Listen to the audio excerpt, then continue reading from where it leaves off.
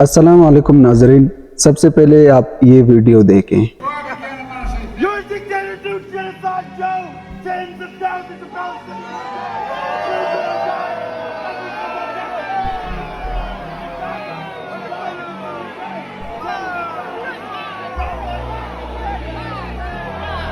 یہ جو تقریر کر رہا ہے یہ جو بائیڈن ہے، امریکہ کا صدر، اور امریکہ میں کئی جلسہ ہے، اور جلسہ کے دوران ایک فلسطینی نوجوان کھڑے ہو کر وہ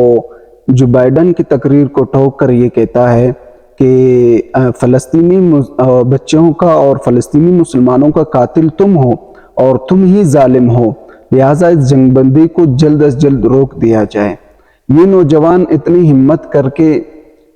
دوسروں کے غیروں کے جلسوں میں کھڑے ہو کر اگر فلسطینیوں کے بارے میں بات کرتا ہے اور وہاں بات کرتا ہے جو فلسطینیوں کا قاتل ہے اور فلسطینیوں کے خون بہانے میں وہ برابر کے شریک ہے اسرائیل کے ساتھ، وہاں یہ نوجوان آواز بلند کرتے ہیں، جبکہ ہمارے لوگ اور ہمارے حکمران تو اپنے مسلمان بھائیوں کے لیے اپنے شہر اپنے ملک سے بات نہیں کر سکتے۔ ایسے نوجوان جو جلسے میں کھڑے ہو کر دشمن کے سامنے اور قاتل کے سامنے یہ کہنے کی ہمت رکھتا ہے کہ تم ہی قاتل ہو اور تم ہی ظالم ہو اور فلسطینیوں کا خون بہانے میں تم بھی شریک ہو، ایسے ٹھوک کر اور دشمن کو، اور وہ پھر ایسے دشمن نہیں اسرائیل کے پشت پناہی کرنے والا، وہ امریکہ کے صدر جو بائیڈن کے سامنے ایسی باتیں کرنے کی ہمت رکھتا ہے، تو ہم کیسے نہیں کر سکتے؟ اور ہمارے حکمرانوں میں یہ غیرت کب آئے گی؟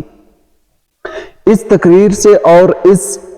نوجوان کی باتوں سے ہمیں دو باتیں سمجھ میں آ جاتی ہیں۔ نمبر ایک کہ آپ کی دوست اپنے مفاد کے خاطر اور غیروں کی غلامی میں ہو اور غیروں کی غلامی کرے تو وہ آپ کے لیے کبھی بھی آواز نہیں اٹھا سکتا، بھلے آپ کی بھائی ہی کیوں نہ ہو، بھلے آپ کے قریبی رشتہ دار ہی کیوں نہ ہو، آپ کے لیے کبھی آواز نہیں اٹھا سکتا۔ آپ نے اپنے لیے آواز خود ہی اٹھانا ہے۔ اور دوسری بات ہمیں اس سے یہ سمجھ میں آ جاتا ہے، اور اس نوجوان نے دنیا کو یہ پیغام دیا کہ اپنے حق کے لیے اپنے قاتل کے سامنے بھی اگر حق بولنا ہو، اگر حق مانگنا ہو تو آپ مانگ سکتے ہیں بلا جھجک اور بلا کسی خوف، آپ ان کے سامنے یہ بات کر سکتے ہیں اور آواز اٹھا سکتے ہیں۔ اور دوسری بات ہمیں اس سے یہ سمجھ میں آ جاتا ہے